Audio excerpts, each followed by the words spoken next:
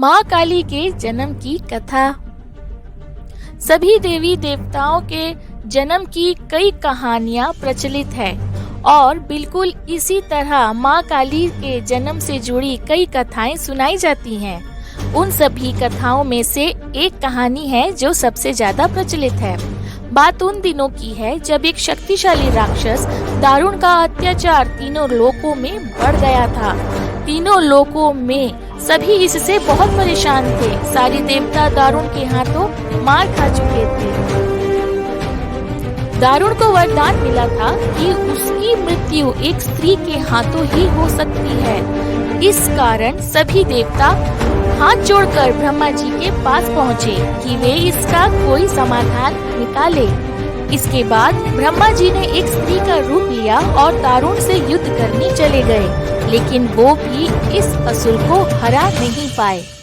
अंत में सभी देवता ब्रह्मा जी के साथ भगवान शिव के पास गए और उनसे प्रार्थना की कि वे कुछ करें। सभी की प्रार्थना सुनने के बाद शिव जी ने मुस्कुराते हुए माता पार्वती को देखा।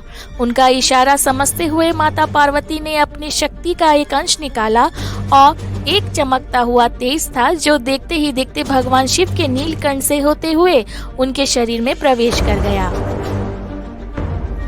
इसके बाद भगवान शिव ने अपनी तीसरी आंख खोली और तीनों लोग थर-थर कांपने लगे। भगवान शिव की तीसरी आंख खुलने के बाद वह शक्ति उनकी उस आंख से बाहर निकली, जिसे देखकर वहां खड़े सारे देवता घबरा गए। उस शक्ति ने एक विशाल और रौद्र स्त्री रूप ले लिया था। उनका रंग रात सा काला, गहरा और जुबान खून सी लाल थी। चेहरे पर आग सा तेज था और माथे पर तीसरी आंख थी। इस तरह राक्षसों को खत्म करने के लिए हुआ माँ काली का जन्म। इसके बाद उन्होंने कुछ ही देर में असुर दारुण को उसकी सेना का नाश कर दिया। उन सभी दानवों को खत्म करने के बाद भी माँ काली का गुस्सा शांत नहीं हो रहा था। इसके बाद उनका गुस्सा शांत करने के लिए भगवान शिव ने एक बच्चे का रूप लिया और उनके सामने आ गए।